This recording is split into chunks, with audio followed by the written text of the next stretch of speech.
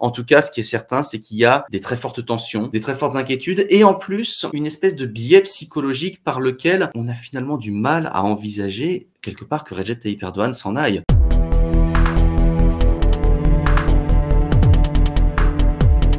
Il y a plusieurs éléments en fait qui se conjuguent pour expliquer une possible défaite de Recep Tayyip Erdogan. Vous avez tout d'abord une question conjoncturelle de moyen terme, c'est-à-dire la crise économique. La crise économique, elle frappe le pays depuis notamment l'été 2018, c'est-à-dire un peu après sa dernière grande victoire électorale. Il avait alors remporté les législatives et la présidentielle. Et depuis, vous avez une crise qui s'aggrave avec une forte inflation, une hausse des prix, un appauvrissement général de la population qui, donc, bien sûr, a fragilisé son pouvoir et a suscité les mécontentements. Sur le plus long terme, il y a bien sûr l'usure du pouvoir. Il est en place depuis 2 décennies. Vous avez toute une génération aujourd'hui, l'émergence d'une jeune génération, beaucoup plus laïcisée, beaucoup plus sécularisée, qui n'est plus en phase, en fait, avec le discours sociétal, social porté par Recep Tayyip Erdogan. Et puis enfin, surtout, le dernier élément qui est important à noter, c'est que pour la première fois, l'opposition arrive à réaliser une union presque complète. Pour ces élections de 2023, nous avons une coalition électorale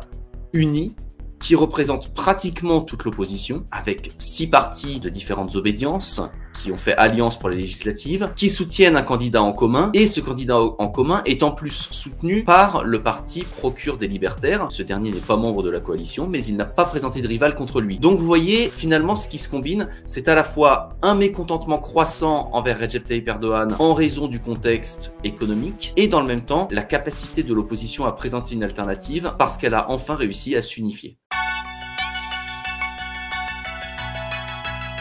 Tout dépend déjà de ce qu'on appelle une défaite. C'est-à-dire que vous pouvez très bien avoir une semi-défaite. Soit Recep Tayyip Erdogan est battu à l'élection présidentielle, mais il manœuvre avec différents partis et il garde une majorité à l'Assemblée nationale. Soit au contraire, il gagne l'élection présidentielle, donc il est réélu président, mais il échoue à obtenir une majorité à l'Assemblée et dans ce cas, c'est compliqué pour lui de gouverner également. Prenons l'hypothèse d'une défaite complète, c'est-à-dire qu'il perde à la fois l'Assemblée et l'élection présidentielle et que l'opposition donc s'empare de l'exécutif et du législatif. A priori, dans ce cas-là, on ne devrait pas avoir de contestation.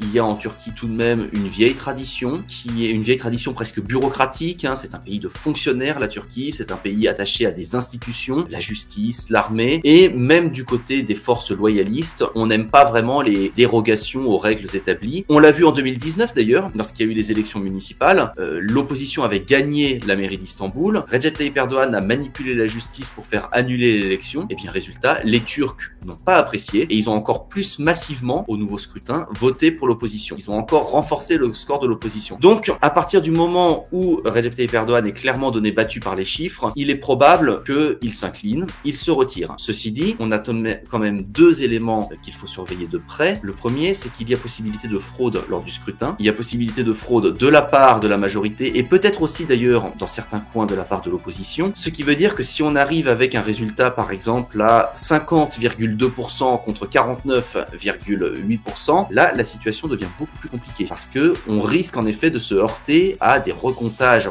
en permanence, des contestations avec par exemple 2 candidats qui proclameraient en même temps leur victoire. Le deuxième élément, c'est qu'à plus long terme, Recep Tayyip Erdogan peut très bien faire une stratégie un peu comme Benyamin Netanyahou en Israël, c'est-à-dire se retirer provisoirement et considérer que la coalition est trop divisée, attendre en fait la première crise dans cette coalition pour revenir avec un discours, vous voyez finalement ils n'ont pas réussi à s'entendre, ils n'incarnent pas la stabilité, revenons avec moi à la stabilité.